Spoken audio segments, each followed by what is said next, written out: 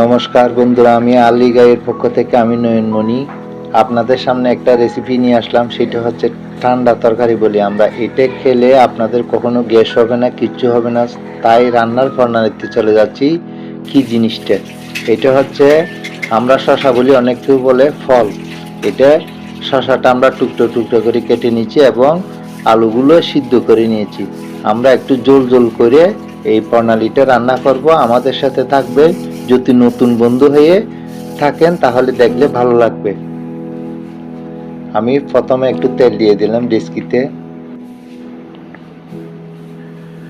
পেঁয়াজ কুচি দিয়ে দিলাম,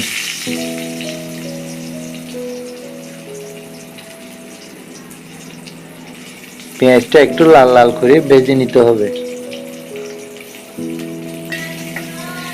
একটু উল্টিয়ে পাল্টিয়ে আমরা পেঁয়াজটা ভেজে নিলাম।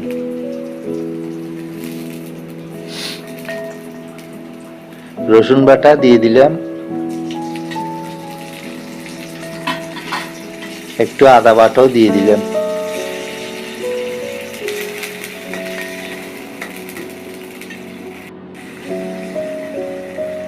আর একটু জল দিয়ে দিলাম, গরম জল।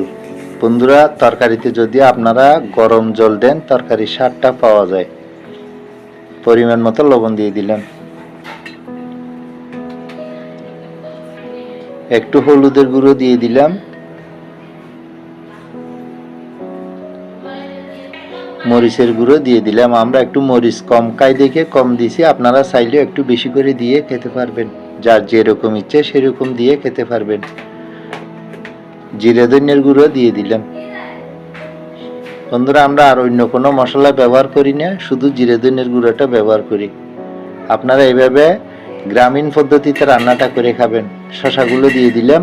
শশাটা প্রথমে 10 থেকে 15 মিনিট ভালো করে কষাইতে হবে। আমরা একদম গ্রামের মতো রান্না করে খাই, আর কোনো মশলা আমরা এখানে ব্যবহার করি না। বন্ধুরা, আপনারা এইভাবে জোল জোল করে রান্না করে খেতে পারবেন, দেখবেন অনেক ভালো লাগবে। এটা আমরা বলি ঠান্ডা তরকারি। আর একটু গরম জল দিয়ে দিলাম, ভালো করে কষাই নিতে হবে।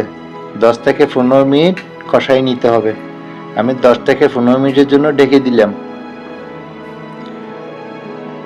আমাদের কষানো শেষ হয়ে গেছে, সিদ্ধ আলুগুলো দিয়ে দিলাম। একদম মাখা মাখা ঝোল হবে, খেতেও দারুণ টেস্ট লাগবে। অনেকেও অনেক ধরনের রান্না করে খায়, আমরা এভাবেই শশাকে এভাবে রান্না করে ঝোল ঝোল করে খাই। আপনারাও চাইলে এভাবে খেতে পারবেন, তবে বেশিক্ষণ লাগে না। এটা রান্না করতে একদম সহজভাবে আপনারা রান্না করে খেতে পারবেন। আমাদের রান্নাটা প্রায় শেষের মধ্যে, রান্না হয়ে গেছে। বন্ধুরা, আপনারা একবার বাসায় ট্রাই করে রান্না করে খেতে পারেন, ভালো লাগবে আশা করি। আর একটু ডেকে দিলাম। বন্ধুরা দেখেন আমাদের ঝোলগুলো কিরকম বলক পারতেছে। আমাদের শশা হয়ে গেছে, সিদ্ধ আলু হয়ে গেছে। একটু ধন্যবাদ কুচি দিয়ে দিলাম। বন্ধুরা, আর কথা না বাড়িয়ে সুস্থ দেহে সুন্দর মন, ভালো থাকো সারাক্ষণ, এই কামনা করে আমি বিদায় নিচ্ছি। সবাই ভালো থাকবেন, সুস্থ থাকবেন। সবাইকে পরবর্তী ভিডিও দেখার আমন্ত্রণ রইল। Tata, bye bye. আবার দেখা হবে অন্য কোনো ব্লগ বা ভিডিওতে। সবাই ভালো থাকেন।